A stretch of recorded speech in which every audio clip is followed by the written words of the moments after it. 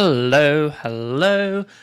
Hi everyone. Welcome to Battlesnake. My name is Joe. This is Coding Badly, the show where normally I say we lower the bar to participating in Battlesnake by being terrible, but we've kind of just turned this into our mad scientist lair.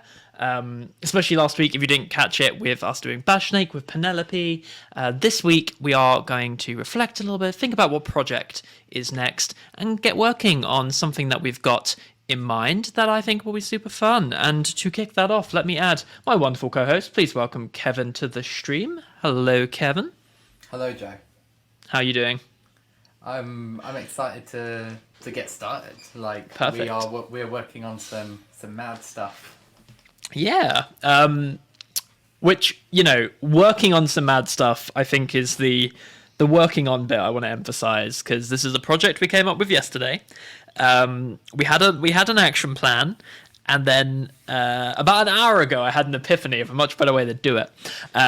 So we're gonna talk about this. We're gonna run with some things, but I guess first let's have a little bit of a philosophical conversation. First of all, let me change the music to something that's a little bit less aggro, because I'm finding it very difficult to talk. And maybe a tiny bit louder, because I didn't even know there was music. How's that? That's a good level. Yeah. Okay. Let's jump over to this. Oh, no music on stream. Sorry, that was just very quiet. There we go. Cool, perfect. Sorry, it was very aggressive chiptune. Now it's a little bit better.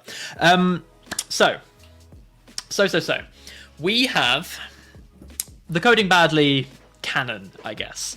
Started off with me and Brad earnestly trying to build a snake, but being bad at it. Then we had a season. Brad and I had a season of just doing bonkers stuff. We made Face Snake. Naomi and I made Capture Snake. We did some other stuff.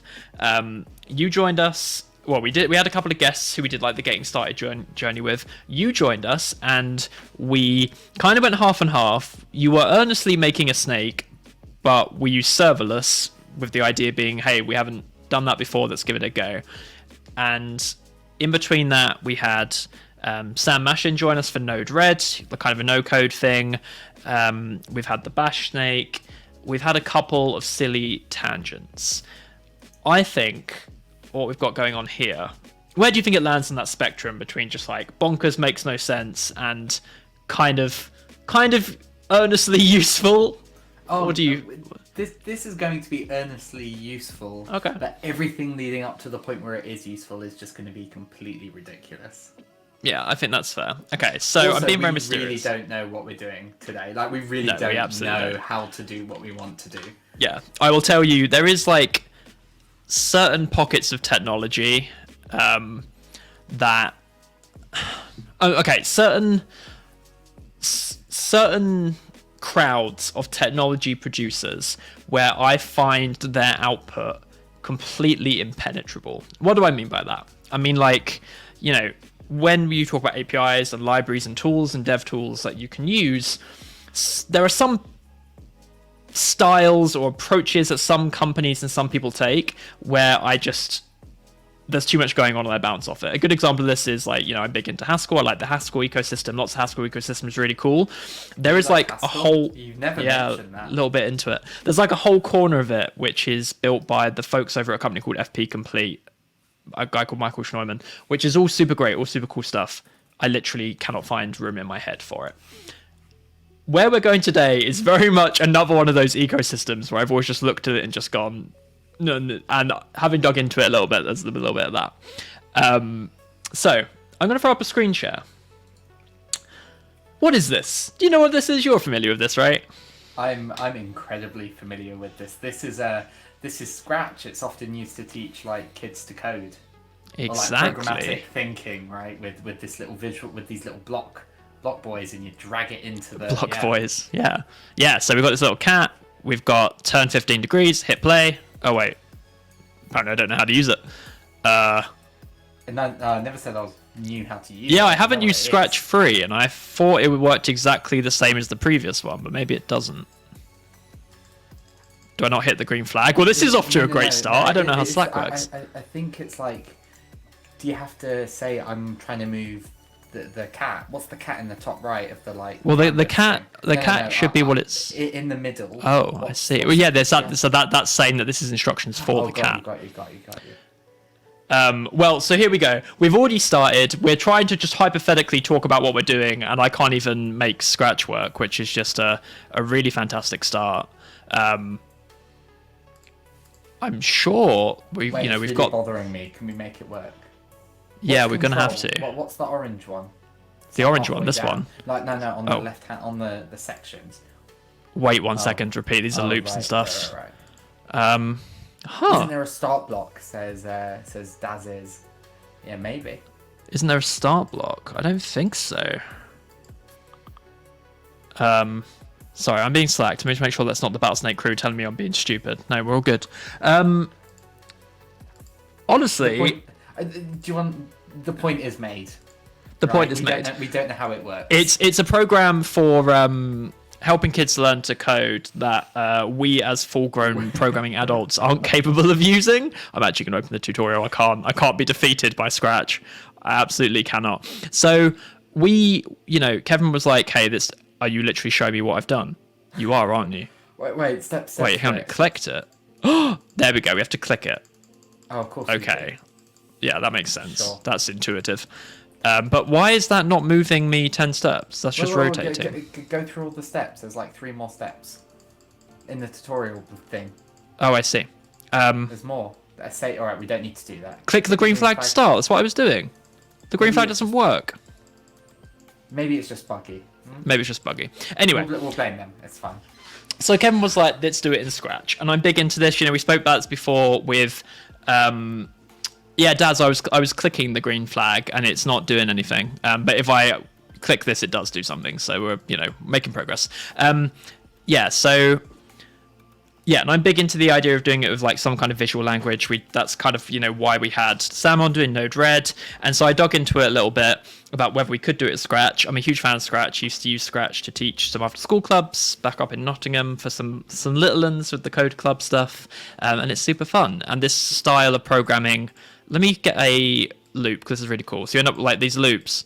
This is, just repeat 10 times. They like snap together and you can build up these programs like this. And Scratch in particular is super cool because they link to these sprites. Like this is the control for this particular sprite. So I can add like an apple and then now I'm writing the script for that sprite. So it's just like a really nice little environment.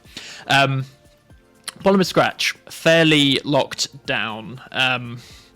Sorry, my own music is very loud for me versus everything else. Fairly locked down.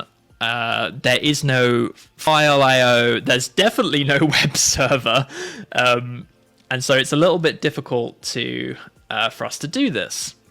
So we were looking around at alternatives, and that is where we've ended up with a thing which is actually kind of funny in terms of how we've ended up there. So I'm just opening the browser and I'll bring it over.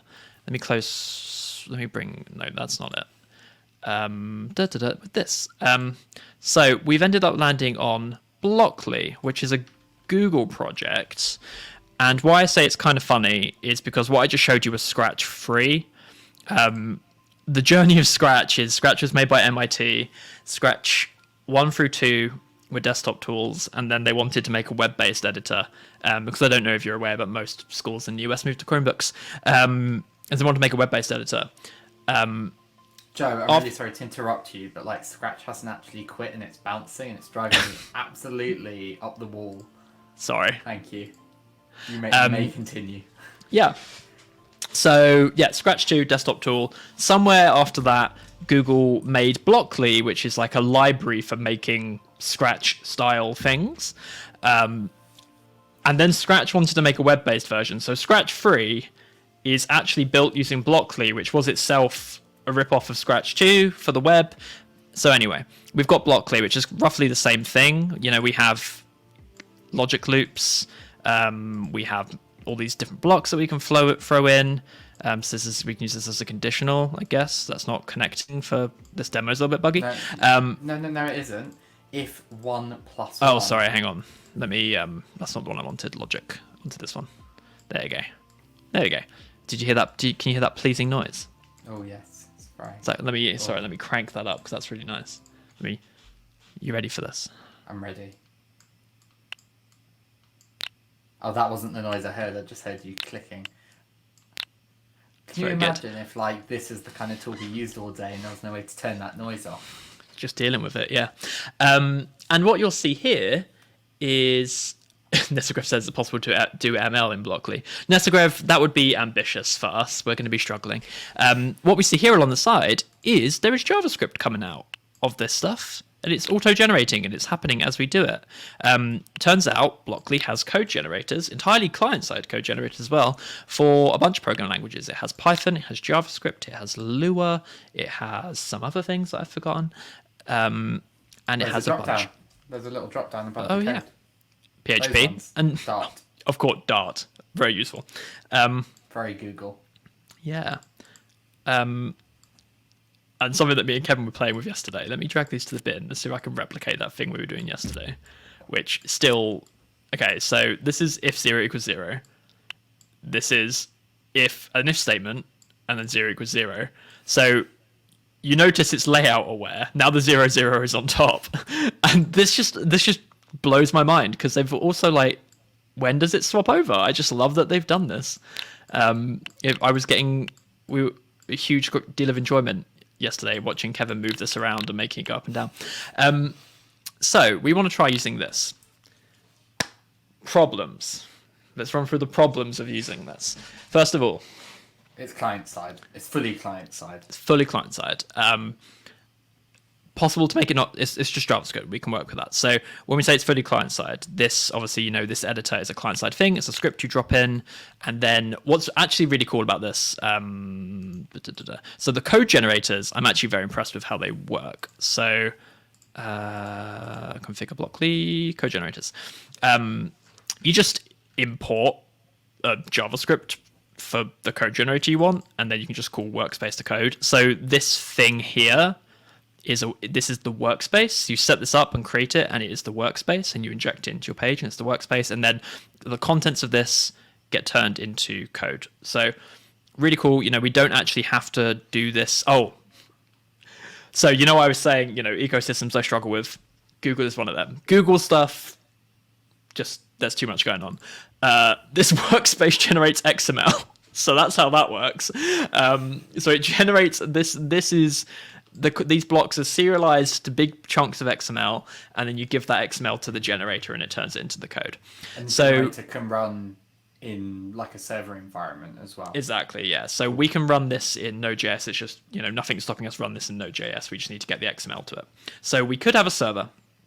And then we get into all kinds of fun things, though, which is like, the theoretical questions about, okay, so we've got this editor in the client, well, in a browser that's generating this code. We could just use it like a conventional text editor. We could just build this. You can just, write JS in it, save it, and then run the server. I would like it to be more integrated than that, because this is where we get into the dream, Kevin. The dream, dear chat, is that, like, we're talking about Scratch being like a kid's programming thing. I kind of want to now that I've seen this and seen what it can do, I kind of want to make Kiddo Battlesnake with it. And what I mean by that, go on. Show add custom blocks or create custom blocks. Yeah, so that was the second set of barriers we were going to get to. So we'll just come back to this, because this is the next set of barriers. Oh, so sorry. I kind of want to make Kiddo... What, sorry? Yeah, I kind of want to make Kiddo Battlesnake. And what I mean by that is, right now, if you want to teach someone to code from scratch with Battlesnake, from scratch, never encountered it before, the Battlesnake itself, like doing the logic of avoiding walls, all that kind of stuff, that's really great intro to programming stuff. But to get there, you need to spin up get them into a HTTP server, servers in general, APIs. If we just hide all that in the client and just have them writing the snake in this, hide all that in the server and have them writing the snake in this and have it running as one application. So they write the code, all this workspace is just for the move endpoint, and they just write it and it just gets sent, that just gets run as the move endpoint. That's kind of what I want to do. So you brought up custom blocks. Barrier number 2. These blocks here, this is all the blocks. This is all the default blocks. Blockly is a library. It is meant to be a dev tool. It is not full-featured in its own right, and so there are some fun omissions. Objects. You ain't got them. We can't do anything with objects. They don't exist. We've got arrays. These are arrays lists. These lists make arrays. If I create, let me do this one. If I create a list with a 0, you'll see we get 0, no, null. That array is here. This is the empty list I made. So we can have arrays. So you mentioned custom blocks. Custom blocks are actually super cool. Oh, let's open up the block factory. The block factory was okay, cool. We're going deeper and deeper down. Yeah, they have developer tools built with Blockly to help you build stuff with Blockly, which this ecosystem is wild. So yeah, actually I don't want to be in this right now. So we can define a block, and when you define a block, you've got this nice JSON format. So you just this is the metadata of the block, but then it can just call. Wait. That's one argument. Yeah, I want. Where's the function example? Is this it? No. There was one. There was a really nice one where it just had a field in the JSON just to call the block. Like Do I not actually? Function. Yeah, you can just put a function straight in the block. Anyway, you can define custom blocks, and they are not awful. Blockly blocks and JavaScript API. Can we just find a function instead of static string? Yeah, so you can define a block with a function associated with it and do what you want in that. So we can solve this problem of not having objects, because what do we need objects for? Mainly to access properties in the game state JSON to get at snakes. So we can imagine there being a category of blocks here, logic loops, Battlesnake, that's like get my snake, get an array of snakes, get the size of the board, get all the food.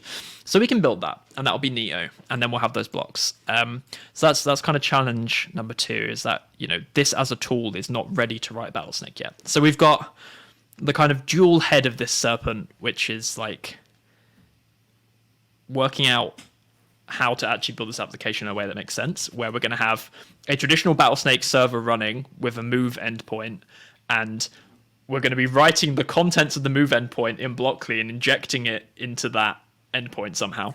And this is where the idea I had earlier comes in, which you're going to not like. Yeah, go on.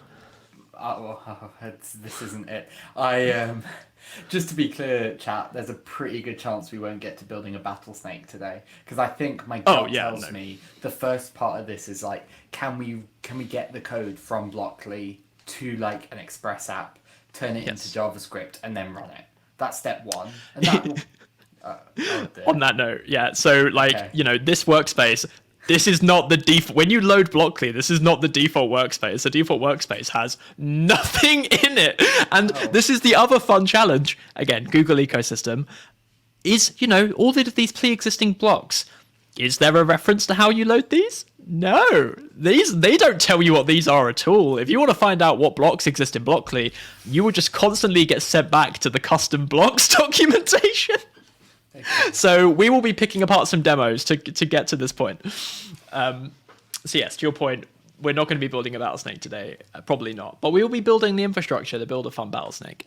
Will there be, I would go straight for GitHub, like people who have set up Blockly demos I'd go straight to GitHub to find them. So all of the Blockly demos, like this list of demos, are on GitHub. Okay. Did you just put in the bar at the top, google.com? Yes. Well, okay, so the reason for that is my default browser is set to DuckDuckGo, and I don't actually get on with DuckDuckGo, so I have this dance where I leave it as DuckDuckGo, but type google.com every time. Yeah. I had that pain where I was like, I use DuckDuckGo, and then every time worked around it. Yeah. So yeah, we have all the demos, so we've got that, and I've got the code. I've got the chat. I'm very sorry, but we are going to be looking at an awful lot of big XML blocks today. Because it's all XML. Everything's XML. I had to install the XML plugin for Visual Studio Code, and it's produced by Red Hat, which really tells you where we're going. Anyway, so wow, we need to build that.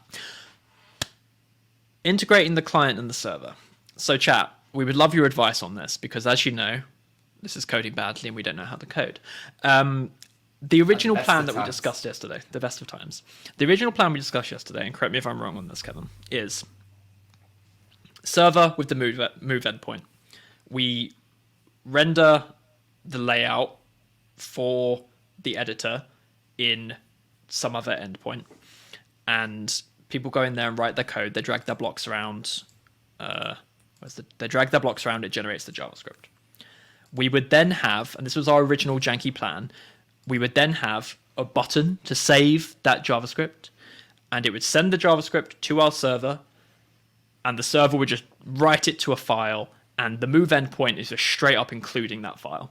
So that was the original plan. Obviously, Kevin very smartly pointed out that basically what I was saying there was, so you want an endpoint that runs arbitrary JavaScript, which is accurate, but also there's an easy mitigation to that. I don't know if you heard that. Something in my house just fell over. There's an easy mitigation to that. Well, mitigation. Obviously, we're doing this all local. It's fine. You're all good people. We trust you, viewers. Bless you. There's a slight mitigation to that in actually we don't have to generate the JavaScript on the client side, as we were saying earlier. We can send the XML to the server and then give that to the generator on that side, which, still doesn't, the XML still just represents arbitrary code, but at least then it is, what we're accepting is restricted to what is possible in Blockly block XML. Well, we are assuming that their generators are only allowing certain things to be rendered. Yeah, I guess because there is custom blocks that you could actually, but if we get to the point where like someone happens to tune into our stream whilst that server is live, goes to the Blockly factory and generates a malicious block and then sends it to our endpoint, they get to own me. I'm happy with that. So there's that. Here's the alternate plan that I came up with earlier, which is, this is very that's fine. Like, that process of something is sent to the server, it's saved, whatever. But like, I want it to be very interactive because of this, vision of it being a useful tool to for programming Battlesnakes. So I was actually just thinking of WebSocketing it in. So just straight up in the move endpoint, connecting via WebSocket to the client and just constantly sending over the generated code and sending back the Battlesnake game object. So then we could display information about the Battlesnake game that's been sent by Move in the client and be constantly sending back changes to the Move endpoint. I don't know if that level of real timeness is necessary because that's not, Battlesnake isn't real time, but that was the other idea I had. Yeah, we could.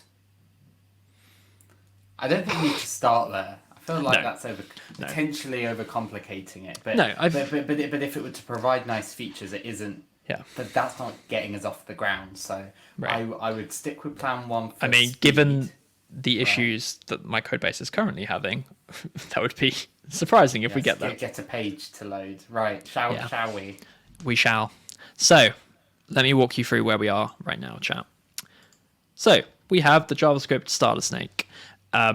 We have added a little templating engine, view engine. We've got nunchucks. The reason for that purely is because we have to have this enormous block of XML in our page, and I didn't want the block of XML on that page. So we've got a view engine, templating engine for no reason other than just to get the XML out of the way. We have... One second. Yes, exactly, Dad. So that was the idea with the WebSocket that the JS runs on the client, which I'm still kind of compelled by. So we have... And then all the client needs to send back to the server is the move, which I think is great. We have the basic imports. So Blockly compressed, that's the library for Blockly itself. Blocks is the default inbuilt blocks. This isn't documented. This is the language pack for some reason. I guess it changes out the whole UI if you load different language packs. Pretty cool. And then I'm loading the JS generator. This is how injecting the workspace works. So as I mentioned, the workspace is the editor is referred to as a workspace. We are injecting it on the Blockly div. Oh, sorry. I've just realised why the WebSocket approach won't work. It requires a client to be active, does it not? Yeah, but the idea, like, they would. For learning, that's great. But if you were to then Yeah. go to Oh, yeah, but I mean, like, like, it wouldn't work for, like entering it in full league. Yeah, yeah. But I was meant for the learning case. Yeah, fair enough. Yeah. And then there's Blockly. This is injecting the toolbox. And I have now just before. I have now realised where the problem is occurring. Just before the end body tag, probably. Yeah. I was copying and pasting this around earlier. Oh, really? I think if you move your whole script just one line up, I'm not sure if there's any real world implications to where you've put it, but yeah, I think you're right. And your ID's wrong. Toolbox versus Blockly div, no? That's this one.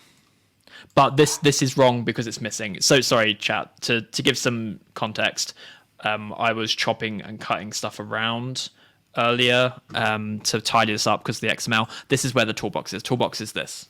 Got you. Cool. So this should now hopefully render us.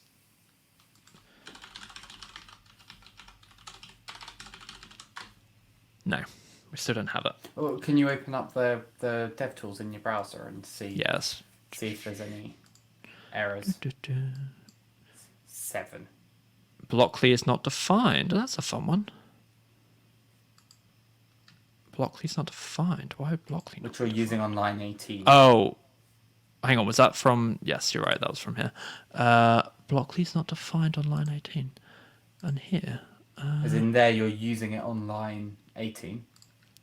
Yeah. Why is it not though? Because it should be coming out of this. Where are the scripts? Where are the scripts? /scripts/Blockly.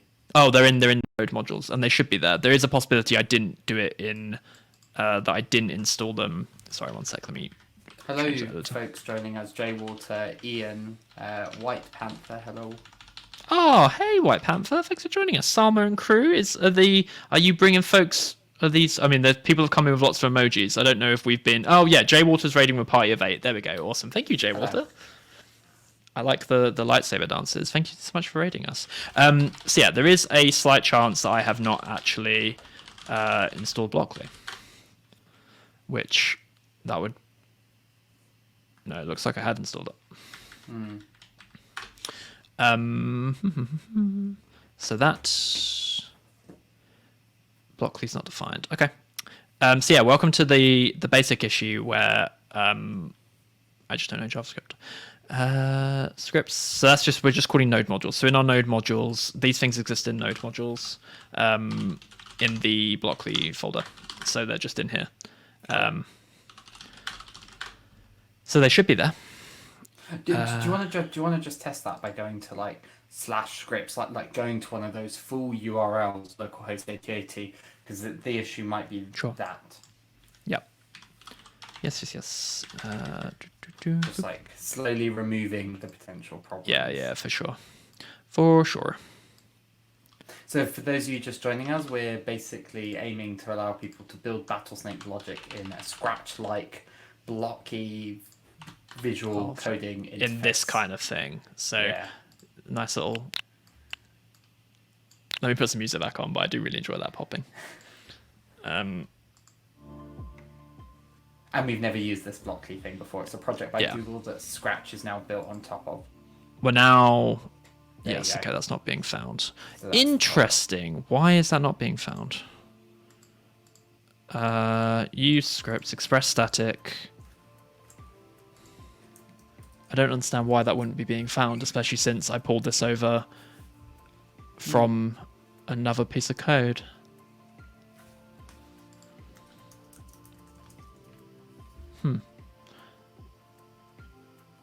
What was happening? Do I need DOM on ready event? No, Daz, we don't.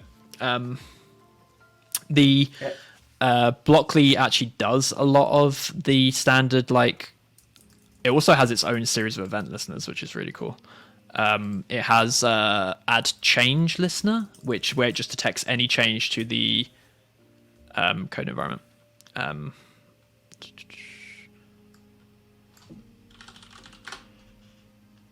Okay, we're getting a lot.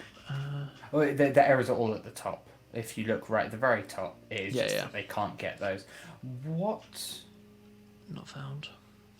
Which is just very weird. Yeah, I'm pretty sure you're doing it right as well. app.use/scripts. We're going to express.static, their name, and then node modules. Yeah. And are you sure it's just, if you open up node modules, it's just Blockly? It is just Blockly, yeah. Yeah, because I've got this running on another piece. I have, when I was playing around to make sure I knew how this worked, I had this running. Which is, of course, I then tried to tidy up the code so it wouldn't be completely awful to look at for the stream, and then broke everything. Which is obviously how it was going to go. Stupid question, are these scripts correct? Yes, scripts. Yes, these are correct. Why, though?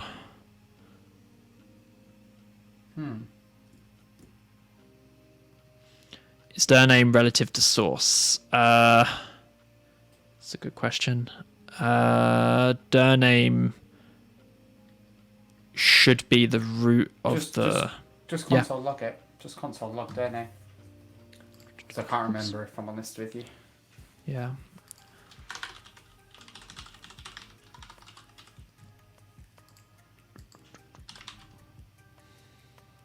That should reload, right? Yeah. Yeah, so it is relative to source. Oh, that's right. It was right there. Cool. Yeah. So it's relative to source, so that'll be the problem. So actually, this should be that, and that should fix it. Perfect. So I don't know why their name changed between the two projects. Oh. No, still not finding it though.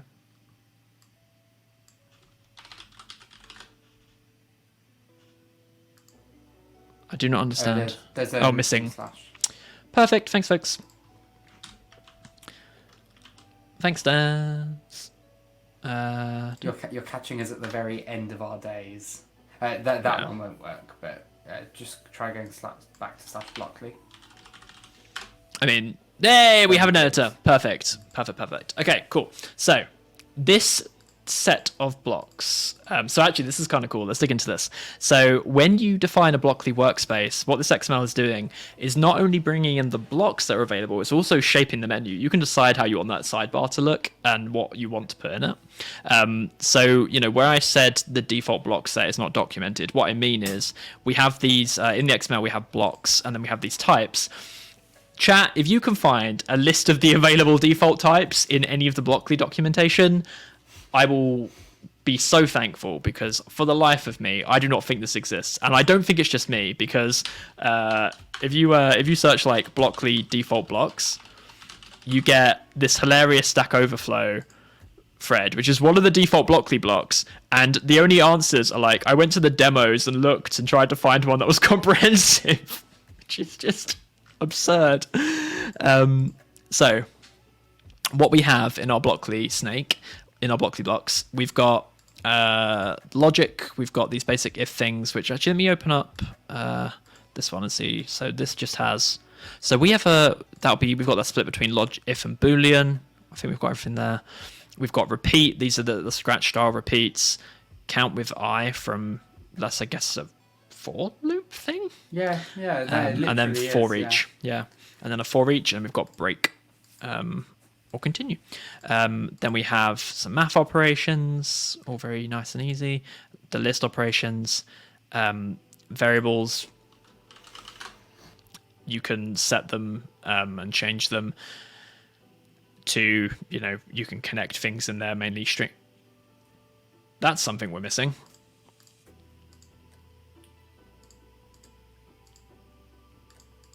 We don't have text. Okay. Not the worst thing. No, we'll have to go find text. But yeah, so we have this working. So, generating some code. I think we should get that working next.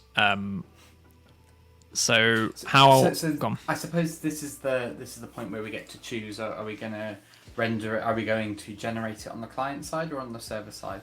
I would say maybe, like, we're not building something that's great to start. Maybe we just do it on the client side. and later we might choose to split that logic out. Yeah. I mean, it's not a super huge amount. It's basically one call either way. I guess like not trickier thing. The thing that's like more to think about is like how and when we want to generate it. So Blockly has this whole series of articles of code generation about like, do it in responsive buttons or do it real time.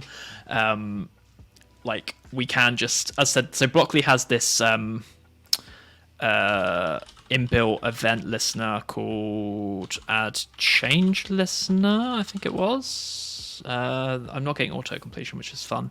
I'm pretty sure it's add change listener, and let me actually open up the real-time doc, make sure that's correct. And the add change listener will actually just let me configure Blockly code generator. Add change listener. Add change listener. Here it goes. Add change listener, and then you give it the update function. So this is, I'm just going to grab this because this is literally what we need to do. And then they just output that into. So why did it copy with broken white space? And then that's demo workspace. And that's demo workspace. And then I'm actually going to change that to inner HTML. So I just need a div for text area. Can you indent those 2 lines? Yeah, one sec. And let's make let's just do that. Which 2 lines did you want indented? These 2. Yeah. Why are you creating a div with an ID of text area? How you should have a text area with an ID of text area, I think. This is get element by ID, right? Yeah, but right now it's just a div. Oh yeah, right. I see what you're doing. Ignore me for now. We don't need to edit the text area, right? So don't bring your semantic HTML over here. There we go. 1, 2, 3. So we have code generation now. That was easy. So it's that easy to generate code, which I think is super cool actually. And I was very impressed by it when I first got that doing something. Yeah. What did these settings wheel do? Input name. What? Do describe. Oh, we have comments built in. That's pretty cool. Describe this function. To do something. Right, so that's the function name. Right. Because you see it naming the function below. Yeah. Out of interest, if you go back to the HTML, turn it into like a pre-block, and see if it does the line breaking for you. Yeah. This one. Yeah. What is? I don't think I've ever actually used a pre-block. What's a pre-block? It's I think it's pre-formatted text. It's what you would put. It does. Yeah, a block of pre-formatted. Ooh, very nice. Text. Yeah. Cool. Okay. Can you tell I'm not a web developer? Beautiful. Yeah, that's really nice. Right, okay. That's not bad. So there we go. We have code generation, right? And so this code is just currently, we are just getting the code in the variable and then adding it here. Do you know what? You're talking me around to the WebSocket approach because all you do in there is you emit the event. Yeah. So we have, we have the WebSocket client here, grab whatever the latest move request is, just run, feed that JSON to the generated code, and then at the end of that, we'll hopefully have left, right, up, and down, and we return it and send it back over the socket. But I've never done WebSockets, so I have, but it's been a little while, so we can work that out. That's cool. Yeah, you can use socket IO. You were right, Corey. It did monospace it.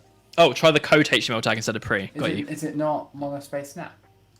I think it was. Let's have a quick look on before and after. Yeah, that looks monospaced. Let's have a look at the difference. Is better? Yeah, pre was better. It had the. I think what people do quite a lot of time is they put a code inside of a pre. Right, but, I see. I'm not sure why. But this is Yeah, chill. this works. Nice. And that displays it. Not that we particularly need it displayed, but I guess it's useful for debugging what's going on. So we have choices. Do we want to set up that running the code built by this, or do we want to tackle the custom blocks? I think let's try and get everything set up first, like ahead of trying to build a snake, and then we can be more effective when we're there, rather than constantly hitting the next, bit of foundational work, the next bit of foundational work. Yeah, that makes sense. That makes sense. So I suppose the next part of this then is getting the code over to like setting up a WebSocket server. Right. Yeah. So let me give you the state of my WebSocket knowledge. The last time I messed with anything like this was when pusher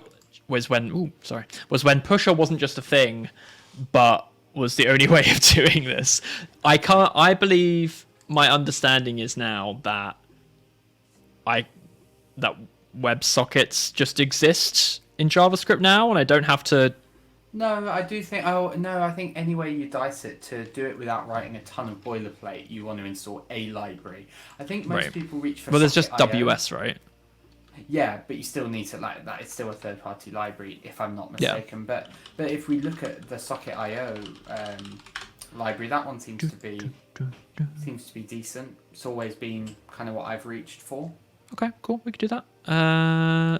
That's normal. Wait. Okay, that's not weird. There's no sockets in that yet. Wait, is there sockets in that? No. You see it integrating Socket.io on the side. Got it. Yeah. Perfect. Require Socket.io. Const.io new server. Okay, cool. Yeah, let's go with this then. I'm gonna learn a thing today. .io. Yeah, I don't know how I feel about that. Perfect. Okay. So I want to refer to that. Let me bring it over there. I'm interested that they're. Oh no, it's fine. What are you interested in? Tell me what you're interested in. Well, no, in their sample, I'm not sure why, but they're using like the HTTP library and they're using Express, and I'm not sure why. They're using both. Interesting. I imagine there's a shortcoming with one, or. I want to keep. What is going on here? Why can't I not open just... There we go. Sorry, it was closing all my Firefox windows when I brought a Visual Studio Code for some reason. Let's put it before that. So, no, that's the... So we are deconstructing that. Yeah. Require Socket.io. Yeah. The other paralyzing thing I had when I was practicing with this was I got into the whole, like, what are we requiring, or are we importing in Node.js in 2021? So where do we... I'm noticing that, they're using http.create server, and then they're setting up Socket.io with that HTTP server, like alongside Express. So we will want to do that as well. So no problem. That is not even remotely correct. I got hijacked. But you'll notice when you're doing this. Yeah. What server? Lowercase s. That doesn't exist. Yeah. So and you need to require HTTP as well. This needs to go after we create the app. Yep, sure thing. Semicolon at the end of 3. Yeah, sorry. I can't type and look at something else at the same time. Require HTTP as well. I just did that, didn't I? No, I didn't.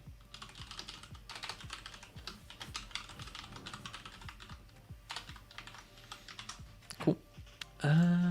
Perfect. Server, that's all the... So we've got the set of IO stuff requiring HTTP. We've got the App Express. That's referring to this. This is referring to that. Cool. We are good to go. Rad. So we currently are serving that client on the Blockly endpoint, I'm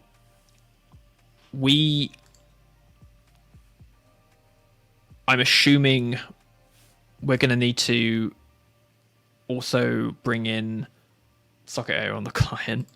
Yes, it's a two. You're missing code there though. Based on the tutorial, you also need to set up like the event listener on this. So maybe I should put the tutorial so people know what we're looking at. So on the tutorial, they have the reason why I was skipping straight to the client is because it's not clear to me. Like, so what it wants us to do is io.on connection.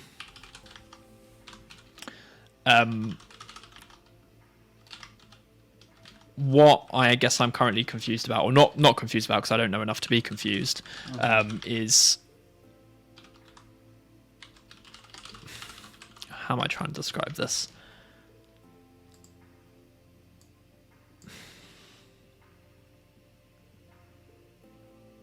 What is like, when does this connection happen? So like, we've got the node server running, it gets hit on the move endpoint. If I have a client open somewhere, will that connect to that client? Yes. Cool. Let's do the other half. of it. Cool. So this is now the client one, right? Yes. So it's going to be, we're bringing in the node module again, right? So it's going to be in the script directory. Yeah. And it's going to be socket.io/client-dist. Where are you seeing this? I'm the same tutorial you're looking at. So I've just got socket.io.js. No, so just below that, it gives you, if you'd like to use the local version of the client-side JS. Yeah. Got it.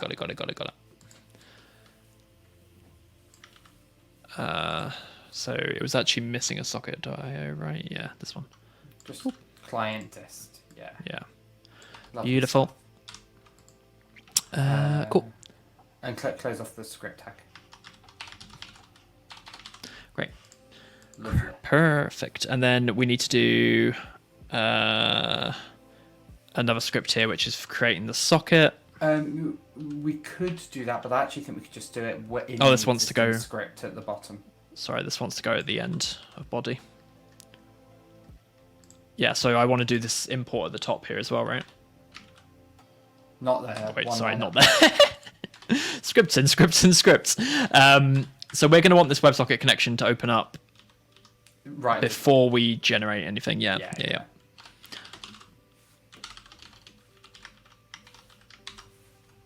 Perfect. Nice.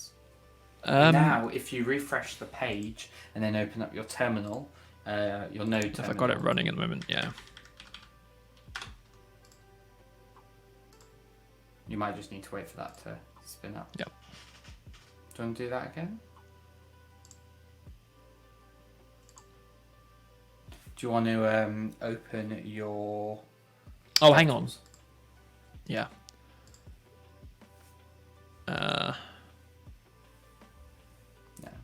That's a socket. Yeah, but not found. Not found. Sorry, one sec. That HTTP library is going to be default, isn't it? Yeah. It's baked in. Why is it not found? What did I miss? Not found again. Ooh, okay, so that's going to probably... Oh, hang on, that's a request we're getting, right? So it's not being found on... I don't think we can infer from that what side isn't working, but it'll probably be in index.js. Oh my god, it's doing the thing again. So let's run through this. So we've got requiring HTTP, we're setting up the HTTP server. We bring in that, we're then doing new IO server, and that is all fine and correct. Yeah, all of that looks grand. Hugh said this code is just too good, it offends my sensibilities and needs embedding. Here you go, Hugh, you can look at this 111 line XML file for a little while. Welcome. Spend some time in the XML just to make yourself feel better. Do we... I know what it is. You know what we're not doing? We're never listening with the HTTP server. Oh yes. I'm a little bit confused by this because I think this is, and then maybe comment outline 45 to 47. But then we won't be. Don't need both. I think this will work. I think where we're creating our server with HTTP create server. Yeah, Hugh, you know where you're coming up, right? Yeah. I think this is legit. I think this is legit. If you comment outlines 45 through 47, leave this here. I mean, you don't need to put anything in this callback function. Just leave. That's what I wanted that. to do at all. Leave that as is. Why do I try to use keyboard shortcuts? I don't know them. Lucky. Do you want to know what? Watching you do that line by line is the most upsetting thing. What's the keyboard shortcut? I thought I knew it. Command /. Okay, 1 second. I'll try that in a minute. Listening, yeah. So I'm guessing command / will undo. Ugh. No, just command /. Yeah, but I was trying to undo toggles. the. Oh, it toggles. It toggles. Look, hit it a few times. Do it again. Yeah. I did it. I understand it now. I understand it. You didn't tell me it toggled. I was like / and / are a pair. Anyway, let's try this again. Interesting. Open up your note. Oh, hang on. That's not correct. Oh. Am I doing the wrong port? Oh, is no. Comment outlines 45 to 47. You made me toggle it too many times. And then instead of 3000, put in port. That should be 8080. Yep. Lovely. We have a nice port variable up here, but like, why would we use that? This is coding badly. Okay, great. We're not seeing the same things. Open up your terminal. And we should hopefully see a user is connected. Perfect. Okay, cool. So, how do we send things around? So then you can emit an event from either side. So what we will do is we'll wait from the server side. We will emit an event to the client side. The moment that event is emitted, we will maybe like generate the code as like immediately and then emit an event in the other direction. Oh, so instead of generating code on the change listener, we generate it on receiving the webhook. Cool. Okay. That feels like then you could even feasibly change your code while a match is happening. Yeah, and it wouldn't be actually influencing the move endpoint until you get the new request. I hope this code generation is quick. Sorry, I timed out my JavaScript. My Blockly was generating code. Didn't we read somewhere that it literally said generating code is fast? You do not. We did read that. It says that in the real time thing. Yeah, it says it's fast enough to do it in real time, which is pretty cool. Hugh, I don't have time for security and using the correct variables. We're trying to. It's 11 p.m. and we're trying to use Blockly. Go to a channel that doesn't have bad in the name. Okay, so this is where we are gonna go down to the event listener example, right? Socket.emit. Yes, and you can do that on both sides. Yeah. So we'll start with. So we're going to want to put the socket emit in the move endpoint, right? Yeah, but something about this isn't striking me as the correct way of doing it. What in particular? like basically in this index.js, I think it's kind of implied that you do everything between lines 24 and 26. So you would do like socket.on, but you don't. I don't think we do want to put this in move. I don't actually know how to. Well, that's when we want to emit the event, right? Well, so we're going to. Well, so this is on connection. We're going to have another on, right? This is the event here is on connection. We don't want to do it. So the way they normally do it is you do on connection, acknowledge connection, then you use the socket variable, and then you would do like socket.on event, and then that's you the do event. It all inside of this callback. Got you. So we do. Daz is actually suggested the obvious answer. Save the socket to a global variable. Okay, cool. Damn, that is janky as heck. Let, because we're going to assign it. Yeah. What do I initialize this with? You don't, and then Cool. On line 27 after that. And then we do socket. Socket equals socket. Yeah. Cool. I'm not sure that. Do you want to just rename like rename online 26 like S? Just make it something that isn't. Yeah. Yep. And then don't want to shadow things. Cool. So what you said makes sense. So here, we do socket. Oh, I guess we made it global, so we don't have to do it in here, right? That was the whole purpose of making it global. I think so. Cool. Well, from what you said before, from my understanding before, here we would do socket on, and then this would be the event, and we would emit the event.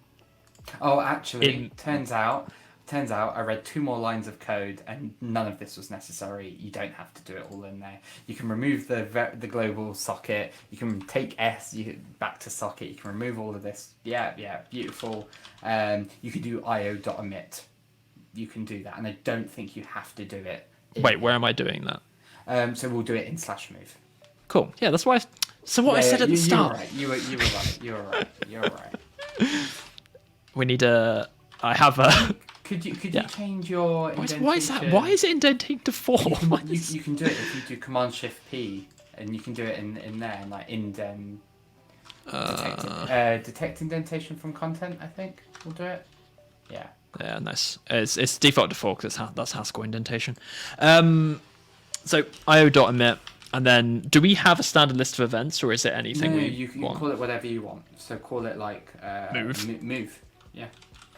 Or hang on, because there's 2 different events here. One's gonna like receive, and one is like send. So like send. For clarity, shall we say like? Just call it receive move. I'm happy to be verbose. Okay, perfect. Yeah. And then this is the code that we're calling, right? Yeah, just you'll want to remove the quote to the right of your cursor, and then you can put in anything. Yeah, just cool. rec.body. So comma rec.body. Okay. Oh, yeah. Yeah, need the brackets. But why? Perfect. And then we send that entire payload to the front end, or do we send that entire payload? We emit that to every connected client. That's fucking cool. Okay, I understand. Yeah. I understand how sockets work. Then we want to do something with that. So now what we do on the front end is we do I socket. Actually, let's take a look. It is socket.on.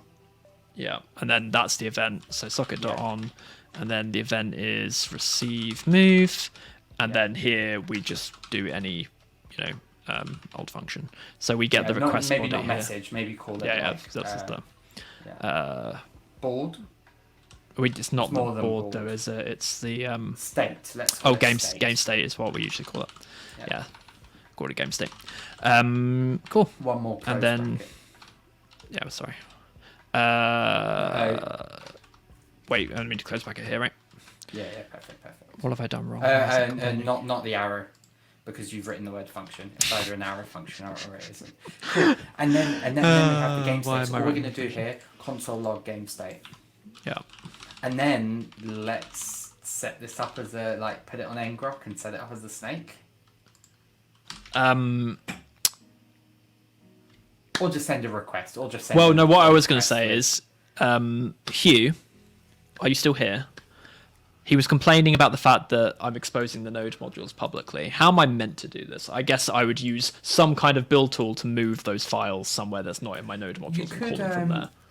Yeah, so I could tell you, you could do that. Or if you really did want to expose it from node modules, you could expose not the entire node modules folder. You could just expose the bits you want. So I can scope that to Blockly. But we've got socket in there as well now, right? It's literally coding badly, as you said. It's just roll the punches. Don't worry. If we're looking at the bad code written, that is not the top of the list. That's totally fine. Could I make a suggestion? Yeah. The terminal has tabs. Yeah, I know, but I don't like them. Okay.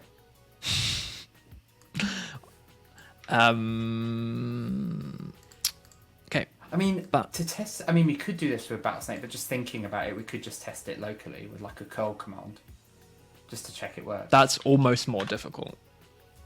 Okay. But I want to point out that we have our lovely Coding Badly team, where we can now create this in. Hello. You have an invite. You haven't accepted it. Don't do that. Go accept it right now. I will. Oh, that's funny. Oh, wow. Passive, like, not even passive aggressive, just like straight up aggressive. Actually, no worries. I do have this is up on a GitHub repo, but I haven't pushed to it yet. Okay, cool. So, if I now... Oh, do I need to... I have joined the team. Perfect. Oh, I know why I wasn't showing, because I wasn't in the team.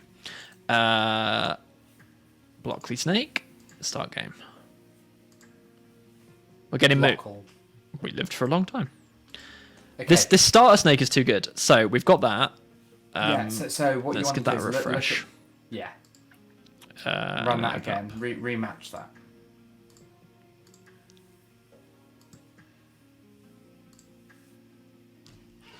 That's a game state. Yeah. So, if we had any way of using this object, which we don't, because there is no way to use object. Oh, actually. Do we even need to make custom blocks here? If I just... How do I... No. No. I mean, I was thinking about this earlier. You could try and, like, provide just variables, but the issue comes when you have a list, like a list of all of the hazards or a list of all the snakes, and inside of those are objects. And at that point, you can no longer, like, you know... Well, I would like to try that variable approach because...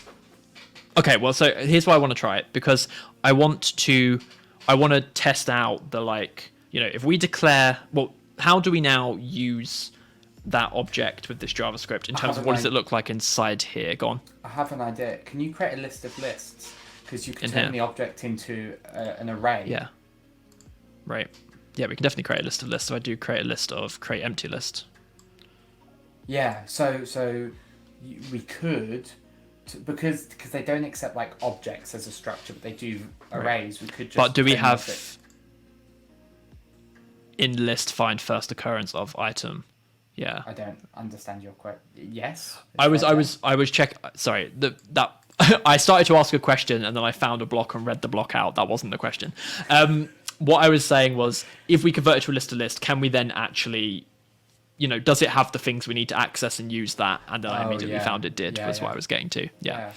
So in theory, we might not need just convert. Objects. Then what happens with the fields? So we could create a list of lists of lists, and the like innermost one has two values, and they need key values. But no, Kevin, I can understand that works. That makes sense. That allows us to use block clean. Now think about writing the snake like that. Oh yes, for the kids. we can't. That just wouldn't even... We wouldn't be able to do that. Well, I mean, that's my suggestion. So, before we get there, I just want to try building this out and using the code we generate in here. So, this is going to have to change. We're going to have to generate... Oh, God, how do we do this? Right. So what's your question? So, we generate code here, right? Yes. I want to... Yeah. So it's fine. So it's at this point, that line right there that you've got, line just 34. Come up here. Yeah, line 34. We just grab that. Just do it again, just copy it. Yeah, exactly. Yeah. We just grab that. And then, so we've got the game state, but then this is send back the code. So then... Oh, so you send it back to the server. Yeah. Well, hang on, I'm not even asking that. Because we were just saying we wanted to run the code on the client side and then only send back the move. So my question is, basically what I'm thinking is, what is the entry point? How do we, because right now we've got a piece of JSON. how do we, and this is a block of JavaScript code, we need, how do we make this entry point? Where do we give the JSON to this block of code? So this is where I think the custom blocks might come in. That we're going to need like some kind of block that takes in the JSON and deals with giving it out. Or if we create some global if we create a global variable called game state, so we're always storing it globally. Well, I mean, we don't need to if we're recording code in here, because we're just going to be... Well, no, because then we're going to need to... Because my thoughts are, we then define these blocks, which are just getters, and it gets whatever the state is at that point. I see. I'm going to try something. Bear with me. What happens if I do... It depends what the end of the sentence is. I'm still on the edge of my seat waiting for it. What happens if I do this and then say create variable, game state?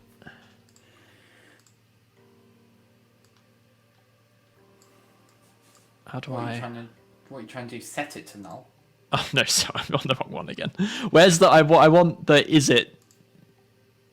No, this should be Boolean. This shouldn't be setting it to null. I want to check whether game state is equal to null. Oh yeah. Oh, there we go. It does go in there. Yeah. Okay, so I want to try this. So I want to see if this comes out as false. I understand. Right.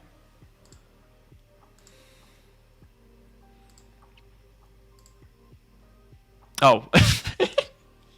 There's no save. No, it doesn't save. There is docs about making it save.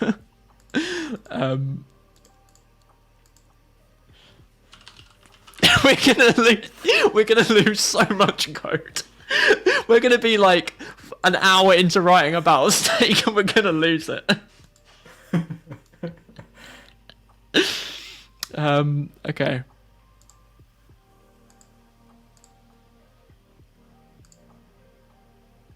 But I'm not. I've made a mistake.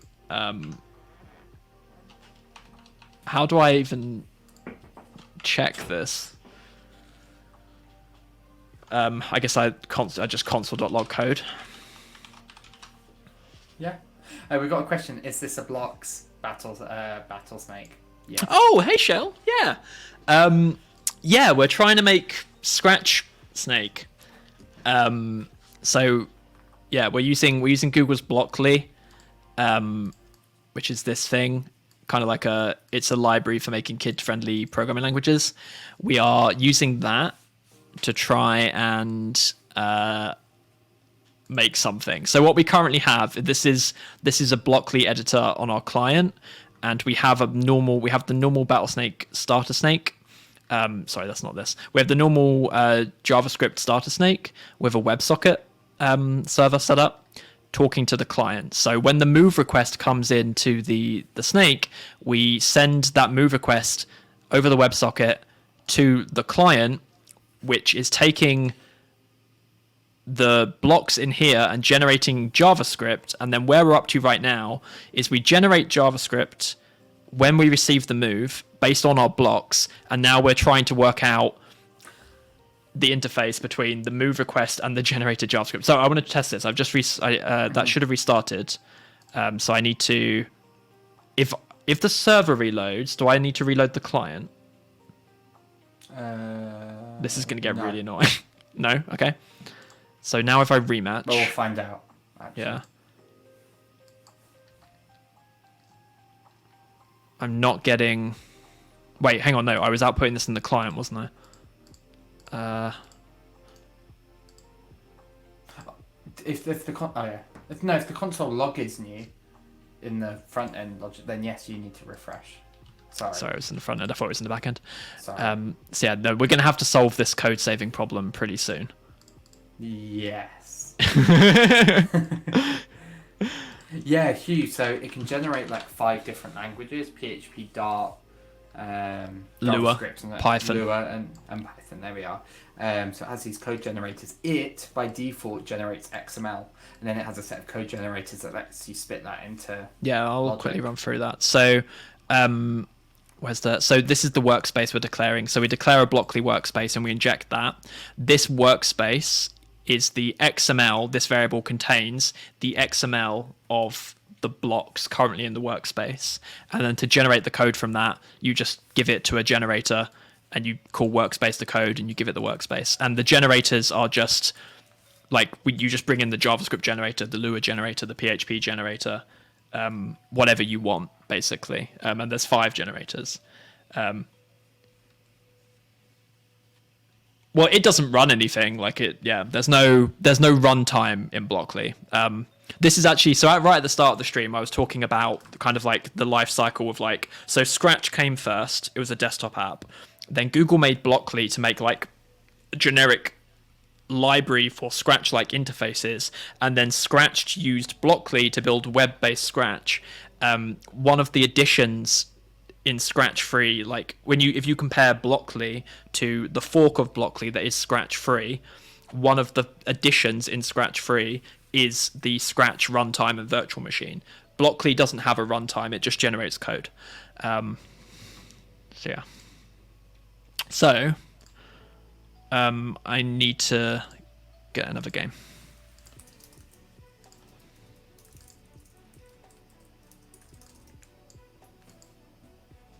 I'm a fucking idiot. I'm just outputting the code. I'm not running the code. I wanted to see if game state equaled null. And of course, I'm not running the code. I'm just printing the code. How do we do this, Kevin?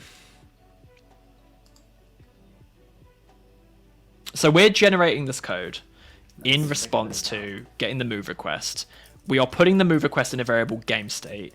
And what we want to do in this point is see if we can connect, if we can use that from Blockly without writing custom blocks right now. That's what we're trying to do. You can use eval. I'm not sure if that works on the client side. And the eval function will evaluate a string that is passed to it, because it's ultimately just a string, I believe, at that point. And then I guess I'm console.logging eval. Yeah, but what you are... Yeah. What I would rather do in the Blockly code as well is, instead of just evaluating it, say like, if evaluate it, do something. Just so we don't have we have nothing to do. We don't have anything. Do we even? I don't think there is a console.log. Well, there's it's print. What JavaScript is print? Window.alert. Okay, so we need to get text. So let's find the source for that. Into the demos. This is another fun thing, Hugh. I don't think. Hugh gave us away. New function. The code.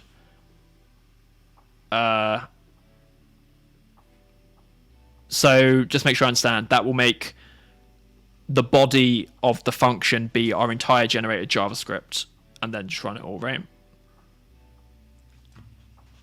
I prefer that to eval. Immediately run it, yeah. Yeah, but let's get this print working. So, if you weren't here earlier, this set of blocks that we have is all stuff we're bringing in from the standard Blockly library. You would think they would have a list of all of the blocks that exist that you can use. They do not. So if you want to bring in some blocks, you have to go find demos with those blocks in, and then find the XML and add it to this hell file. So into the demos we go. This hell file. Yeah. Resizable demo. I believe that has some ones in it. No, this has nothing. What the hell? Oh, overlay. Hey, here we go. No. It has... Oh, goddamn. Toolbox demo. That sounds promising. Loops. For each. Math. Where's text? Text is not in here.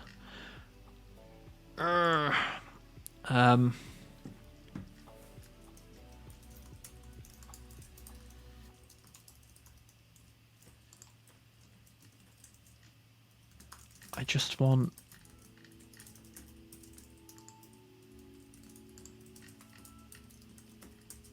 This is infuriating. Oh, here we go. Maximum block limit has print in it. I can't believe this is how we have to do this.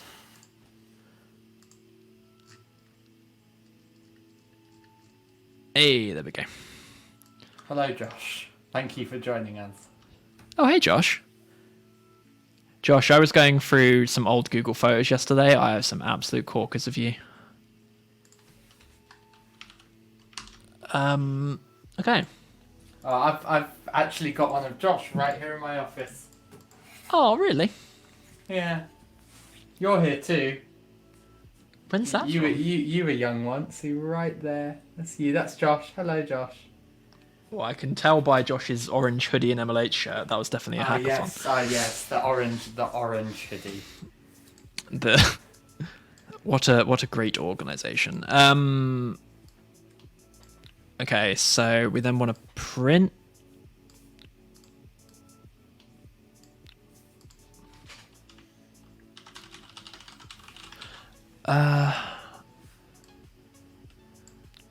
What was the orange hoodie from? I can't quite remember. Hack Campus. Yes. Okay, so as you desired, if game state is not equal to null, thanks for watching, because that means it's working and everything is great. So let's now change that thing to what Hugh suggested. Index.html. So we're going to do instead new function. Where was this block that Hugh sent me? New function. Name it just in quotes. It doesn't matter. And then code. And then wrap that entire thing in console log. And wrap that entire. Shouldn't need to console log if it's printing. Oh, of course. As well. Yeah, that's an alert though, isn't it? Yeah. Yep. And then wrap before the N and after the E of code, put another set of brackets.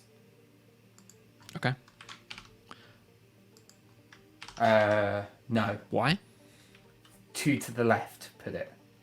No, at the beginning it was good, and then you want it after the function. Oh, I see. Let's try that. I see. I get you. Okay. We will try that. So everything is done. I should just be able to rematch, right? The generator code has a var definition. Is that going to be an issue? Don't know. We'll find out, won't we? Oh yeah, possibly. Fuck. Almost definitely. Because that's going to be... Because we will have already defined it. We'll find out.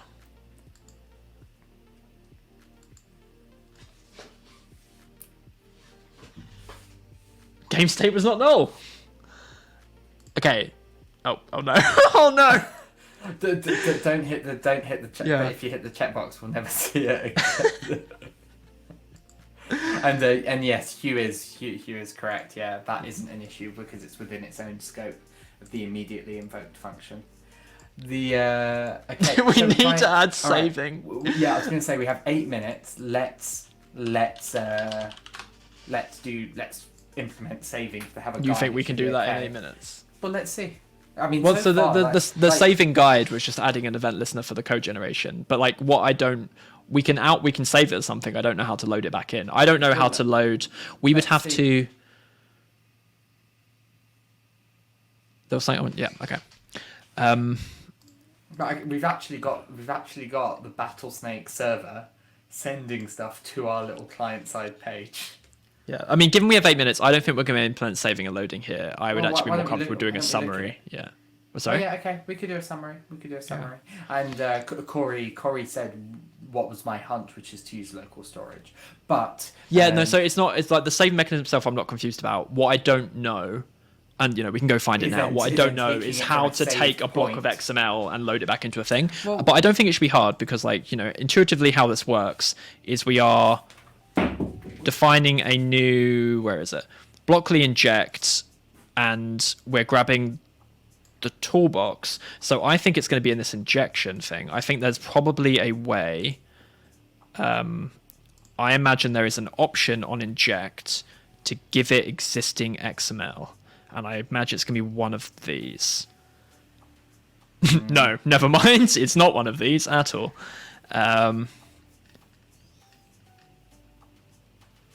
Interesting. Okay.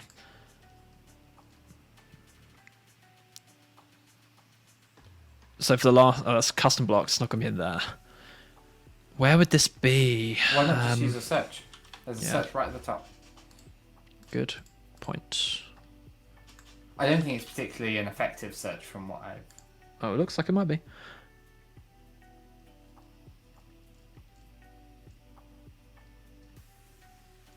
Well, that was helpful. Maybe like save? Yeah.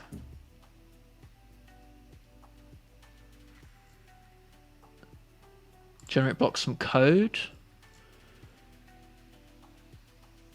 You can export blocks to HTML and import the HTML to XML to blocks. Sorry, import that. You can export blocks to XML and import that to blocks. So load blocks, Blockly XML text to DOM XML. Okay, that looks. And then DOM to workplace. Or DOM to workspace. DOM to workspace, yeah. Okay. Let's do this next time. Yeah, but we know how to do it. So, summary.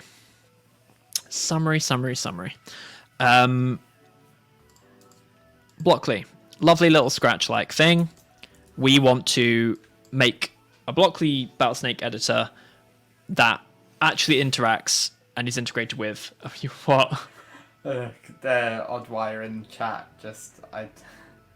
Oh my god. I mean, that would be very coding badly. Blockly Battlesnake server, Blockly on the client side, and then the server is working with, the live server, so that you can have some code set up here, the Battlesnake be running, you can write your Battlesnake and customize it and interact with it, and you never have to look at the server, and things, they're integrated. So what we've ended up doing is we've got Blockly running on the client side with some selection of random starter blocks.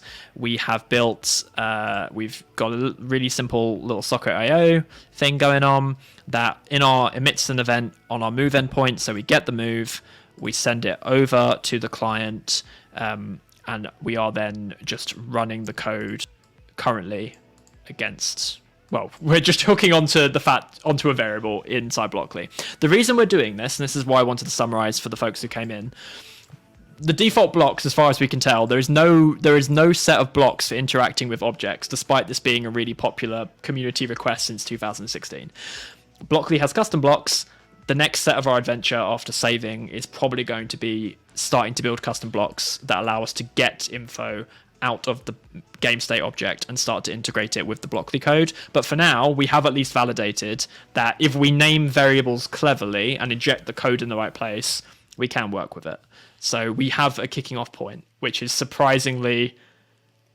We've actually further than expected. Yeah, we've come further than expected and have a reasonable starting point for next stream, which is... yes, I will push it to GitHub. It's on my GitHub. It's called Blockly Snake. 1 second.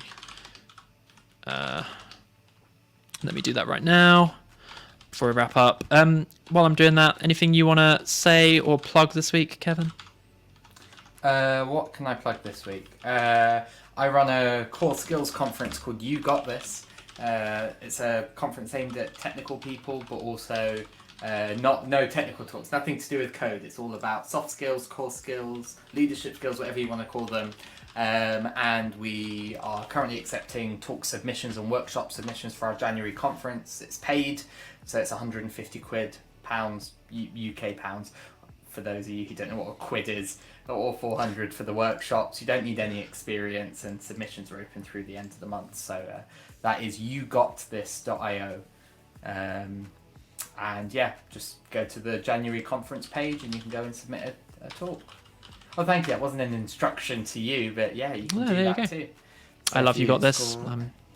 Scroll down to the January page. To the January page in cyberspace on the right-hand side.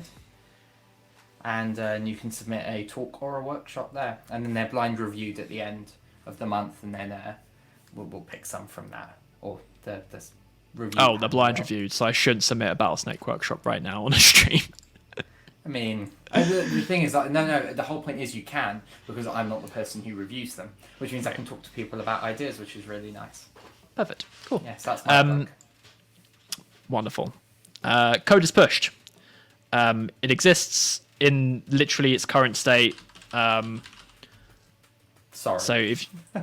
So sorry if you want to see this hellscape. It is right there. Perfect. Thank you all so much for watching. Thank you, Kevin, for being such a wonderful pair programmer today. Thank you to everyone who has chatted along. Thank you for the raid. I don't know if the raider is still here. Thank you for popping in, Shell. And yeah, we'll see you all. I don't know what the stream. No idea. The stream schedule makes no sense to us at the moment. We'll see you when we see you. Every Battlesnake is back. The important thing is there is a stream happening here every Thursday and every other Saturday during the Fall League. The Fall League is now on. Sorry, I've forgotten my job again. Fall League. It's a thing. What is the Fall League? Let me tell you about the Fall League.